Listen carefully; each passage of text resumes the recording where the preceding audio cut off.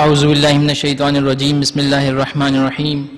حضرات، سب سے پہلے میں خود اپنی جانب سے اور آپ تمام حضرات کی جانب سے بارگاہ امامت امام زمانہ علیہ السلام میں آج کی شب کی مبارکباد پیش کرتا ہوں۔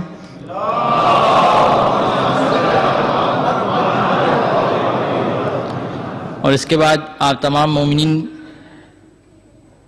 کی خدمت میں ان الفاظ کے ساتھ مبارکباد پیش کرتا ہوں کہ الحمدللہ الذی جعلنا من المتمسکین بولایت علی ابن ابی طالب علیہ السلام۔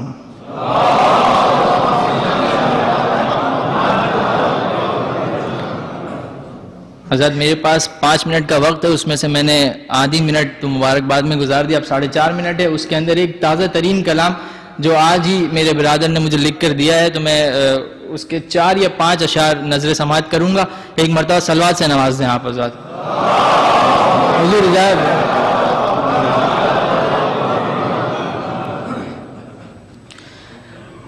بدلا جو کردگار نے لہجہ غدیر میں، بدلا جو کردگار نے لہجہ غدیر میں، دستے نبی پہ آ گئے مولا غدیر میں، دستے نبی پہ آ گئے مولا غدیر میں، اور اتری وہاں پہ آئے بلغ رسول پر، اتری وہاں پہ آئے بلغ رسول پر، اترا یہاں پہ شیخ کا چہرہ غدیر میں،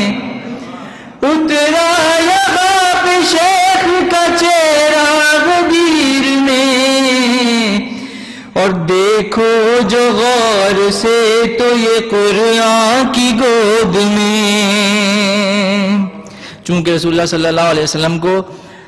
قرآن سے تعبیر کیا گیا اس شعر میں، تو ملاحظہ فرمائیے گا، دیکھو جو غور سے تو یہ قرآن کی گود میں، اتری ہوئی ہے نیز بلاغہ غدیر میں، اتری ہوئی ہے نیز بلاغہ غدیر میں۔ اور یہ غیر معیاری سا شعر ہے، آپ سب جانتے ہیں کہ جب حارث بن نعمان نے اعتراف کیا دشمنی کا اور پروردگار سے درخواست کی کہ اس پر اسی وقت عذاب نازل ہو، تو ایک پتھر آسمان سے گرا اور پار ہو گیا، تو اس پر ایک غیر معیاری سا شعر ملاحظہ فرمائیے گا کہ حارث بنا جو منکر شان علی ولی، حارث بنا جو منکر شان علی ولی، پتھر خدا نے کھینچ کے مارا غدیر میں، پتھر خدا نے کھینچ کے مارا غدیر میں۔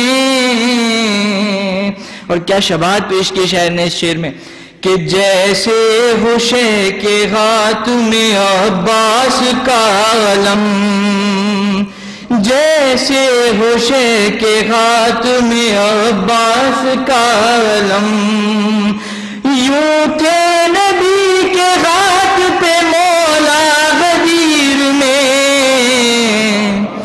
یوں تھے نبی کے ہاتھ پہ مولا غدیر میں،